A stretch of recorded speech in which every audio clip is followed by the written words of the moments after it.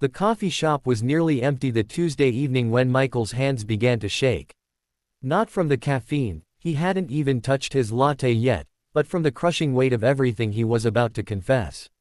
Across from him sat Sarah, her warm brown eyes reflecting the dim lighting, her smile so genuine it made his chest ache with guilt. They'd been talking for 20 minutes, and every second felt like a beautiful lie.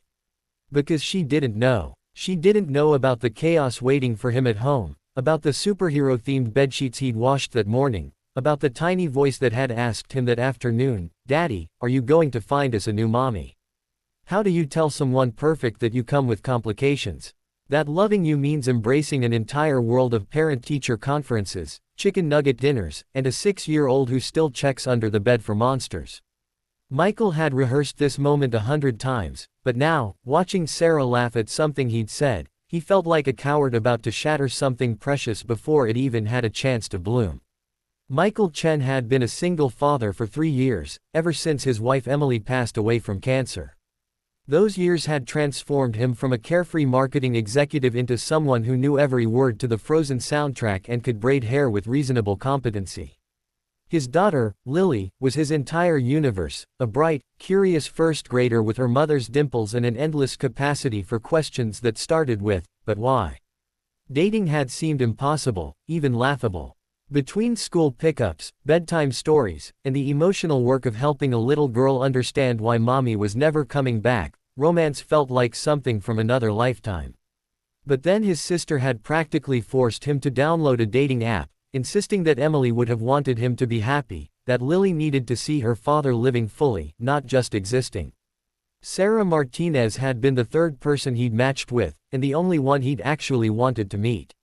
Her profile showed a woman volunteering at an animal shelter, hiking in the mountains, reading to what looked like her grandmother.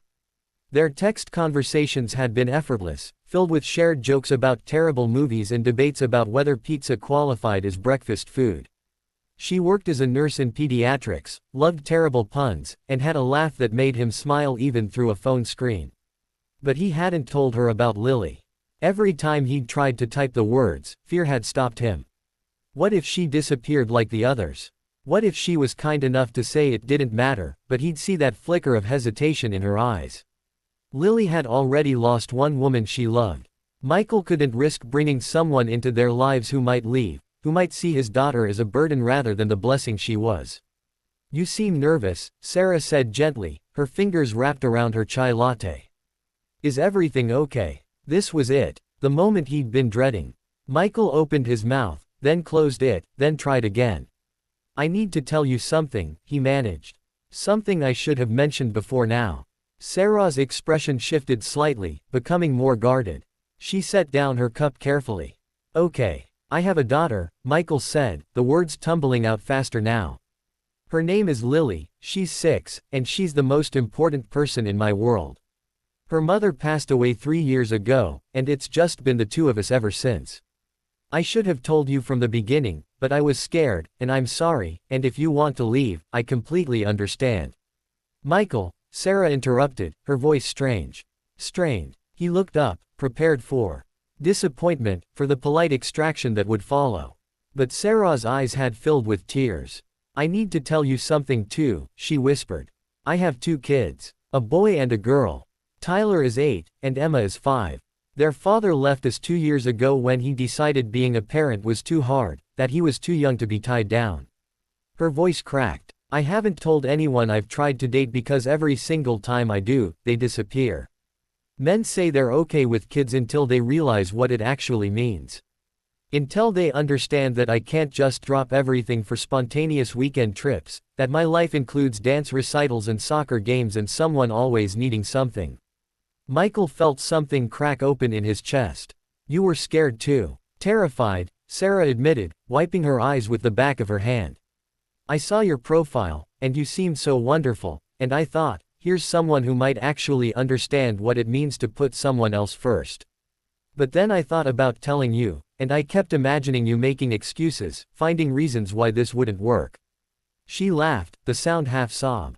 "I was literally sitting here planning how to tell you, working up the courage." They stared at each other across the small table, 2 people who had each been bracing for rejection, who had each been carrying the weight of their children's hearts alongside their own. "So we're both idiots," Michael said finally, and Sarah's laugh this time was genuine. "Complete idiots," she agreed. "I can't believe we were both so scared."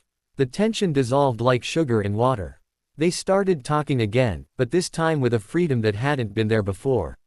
Sarah told him about Tyler's obsession with dinosaurs, about how Emma had recently decided she wanted to be a dinosaur doctor when she grew up.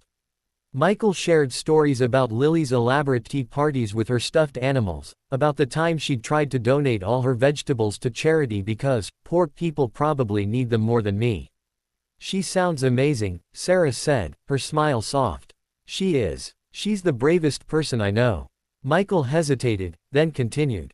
"After Emily died, Lily would crawl into bed with me every night because she was afraid I'd disappear too. It took almost a year before she could sleep in her own room again. She's been through so much, and I just want to protect her from any more pain." Sarah reached across the table and took his hand. Her touch was warm, certain. "That's why you were scared to tell people. Not just about rejection for yourself, but about what it would mean for her." "Exactly." Michael felt understood in a way he hadn't in years. "Every person I bring into our lives is a risk. What if she gets attached and they leave? What if I choose wrong?" "I know," Sarah said quietly. "After Jason left, Tyler asked me for months when his daddy was coming home. He couldn't understand how someone could just stop loving you. And Emma barely remembers him, but she sees other kids with their fathers and asks why she doesn't have one." She squeezed Michael's hand. "The idea of bringing someone into their lives who might hurt them again terrifies me." They sat in that honesty for a moment, two parents who had learned that love also meant vulnerability, that opening your heart meant risking your children's hearts too. "So where does that leave us?"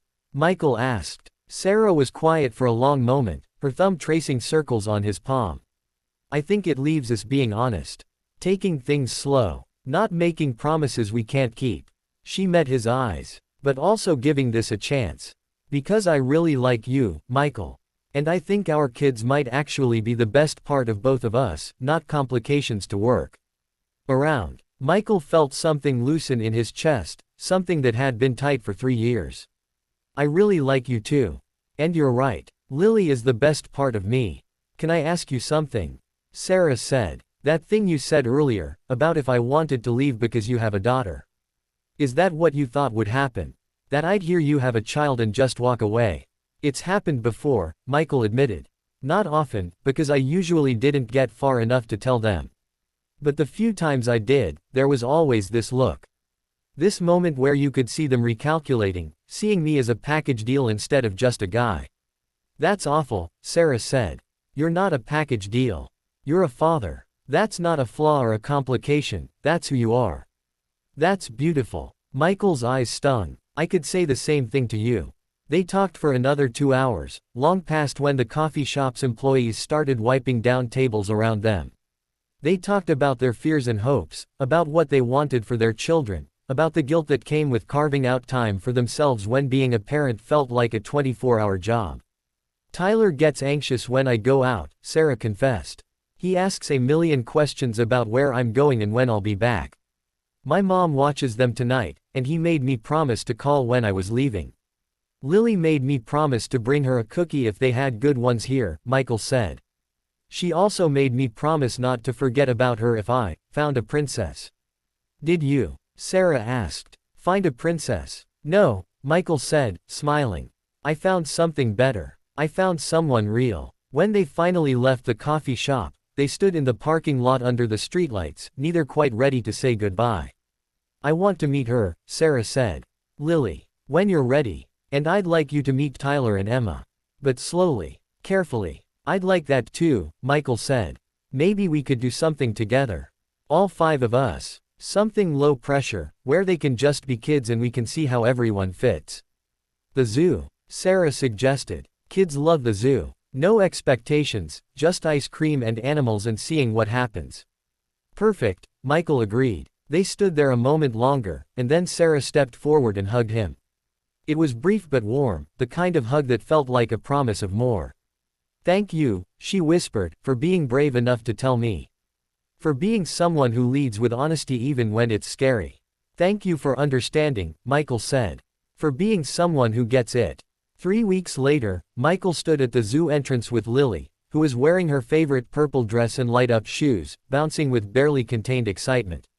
He'd told her they were meeting a new friend and her kids, and Lily had responded by making him a list of her favorite animals so he could tell the lady about them. When Sarah appeared with Tyler and Emma, Michael felt his breath catch. She looked beautiful in jeans and a simple sweater, but it was the way she knelt down to Lily's level immediately, smiling and complimenting her dress, that made him fall a little bit in love. The day was chaos in the best possible way. Tyler appointed himself tour guide, leading them to every dinosaur exhibit with encyclopedic knowledge. Emma held Lily's hand at the butterfly garden, both girls squealing with delight. Sarah and Michael walked behind them, stealing glances at each other, watching their children become something like friends. At the penguin exhibit, Lily tugged on Michael's sleeve. "Daddy," she whispered loudly, "I really like them. Can they be our family?" Michael's heart stopped. Sarah had heard, was looking at him with wide eyes. "Sweetheart," he said gently, kneeling beside his daughter, "we're just getting to know each other. Is that okay?" Lily considered this seriously. "Okay. But I think Miss Sarah is nice. And Emma likes unicorns too." That evening, after they'd said goodbye and driven home, Lily fell asleep in the car, exhausted and happy. Michael carried her inside, tucked her into bed with her favorite stuffed elephant, and sat for a moment watching her sleep. His phone buzzed. A text from Sarah. Tyler asked if Michael was going to be his new dad. "I told him we're taking things slow, but he wanted me to tell you that you're pretty cool for a grown-up." Michael smiled, typing back, "Lily asked if you all could be our family." I gave essentially the same answer. "But for what it's worth, I think you're pretty cool too." 3 dots appeared, then, "Want to do this again next weekend? Emma wants to show Lily her princess collection." "We'd love that," Michael wrote back. As he sat there in his daughter's doorway, Michael thought about fear and courage, about the risks we take when we love, about how sometimes the thing we're most afraid of revealing is exactly what someone else needs to hear. He thought about Emily, who had made him promise before she died that he wouldn't stop living, that he'd find happiness again, that he'd show Lily what love looked like. He hadn't been looking for someone who would accept his daughter. He'd found someone who understood that being a parent wasn't a flaw to overlook but a fundamental part of who he was. Someone who carried the same fears and hopes, who knew that loving them meant loving their children, that they came as beautifully complicated, wonderfully imperfect families of 2. In the end, neither of them had needed to leave because the other had kids. They'd found each other not in spite of their children, but because of them, 2 people brave enough to love fully, honest enough to lead with truth, and open enough to believe that sometimes the most beautiful families are the ones we choose to build together.